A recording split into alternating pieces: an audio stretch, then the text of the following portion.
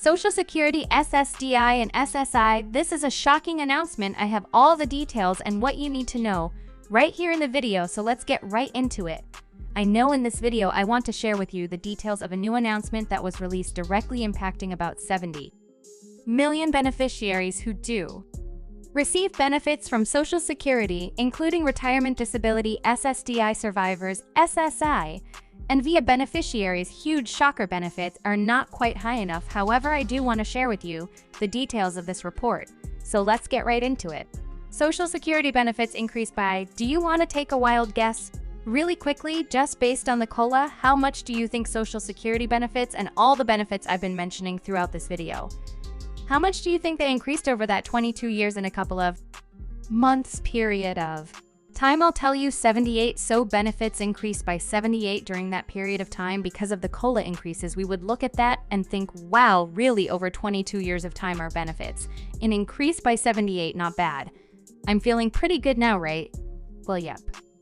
We're feeling pretty good about that until we see the other data. Here's what it comes down to: prices, as in the expenses and the cost of those things that fixed income beneficiaries generally spend money on, including shelter, food, healthcare costs, and utilities, just those couple sectors there.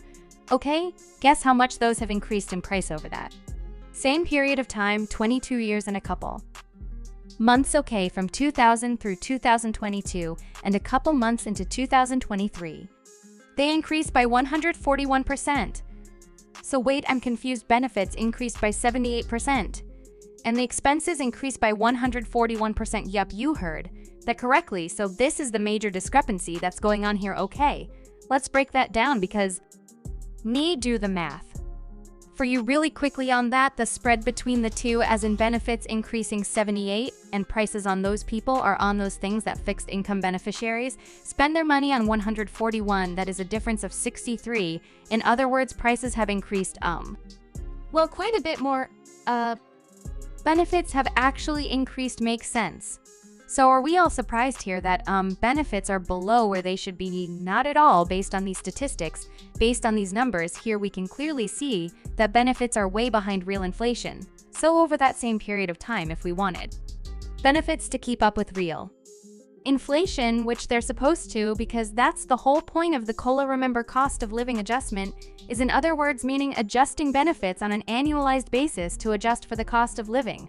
Okay, well, if that's the case, and if that's why benefits are increasing each and every year because of the COLA, then I guess I'm really confused why benefits only increased by 78%. Meanwhile, those expenses out there that people are that fixed income beneficiaries are spending money on increased by 141.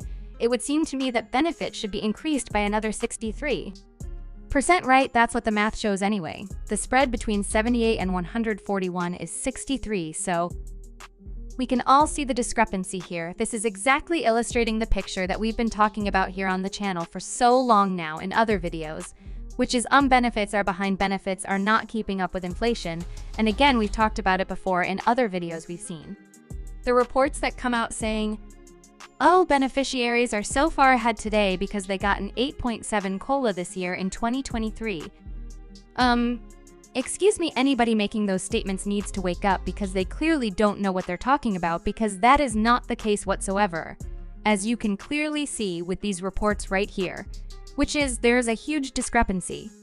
Over a long period of time, 22 plus years, we're now talking about a discrepancy of 63%. That's a lot, right? Hundreds upon hundreds of dollars per month per beneficiary, thousands and thousands of dollars per year is what that would translate into for the average beneficiary.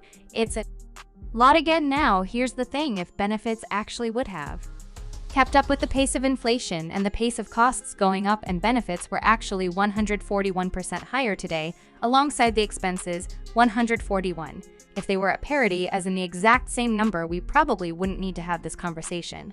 We probably wouldn't need to have a lot of the conversations that we have here on the channel, because benefits would be a lot higher.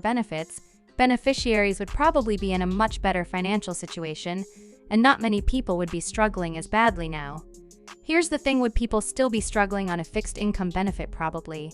But if you're getting extra $500, $600, $700 a month, would the struggle be as bad? Well, probably not, right? I mean, Let's be all real right now. If we all started to get an extra 500, 600, 700 a month right now, on top of what we're already getting, the struggle would probably still be real.